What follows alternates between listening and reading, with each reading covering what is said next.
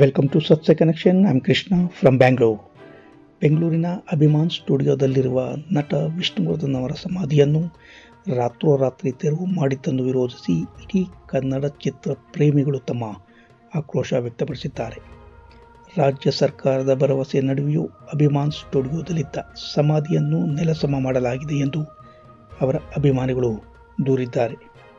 ವಿಷ್ಣುವರ್ಧನ್ ಅವರ ಅಂತ್ಯ ಸಂಸ್ಕಾರವನ್ನು 2009ರಲ್ಲಿ ಈ ಸ್ಟುಡಿಯೋದಲ್ಲಿ ನೆರವೇರಿಸಲಾಗಿತ್ತು. ಸಮಾಧಿ ಸ್ಥಳದಲ್ಲಿ ಸಣ್ಣ ಗೋಪುರ ಇತ್ತು. ಇಲ್ಲಿಯೇ ಸ್ಮಾರಕ ನಿರ್ಮಿಸಬೇಕೆಂದು ಹಲವು ಮನವಿಗಳನ್ನು ಸರ್ಕಾರಕ್ಕೆ ಸಲ್ಲಿಸಲಾಗಿತ್ತು. ಬಾಲಕೃಷ್ಣ ಕುಟುಂಬದ ಅಸಹಕಾರದಿಂದ ಪ್ರಕರಣ ಕೋರ್ಟ್ ಮೆಟ್ಟಿಲೇರಿತ್ತು.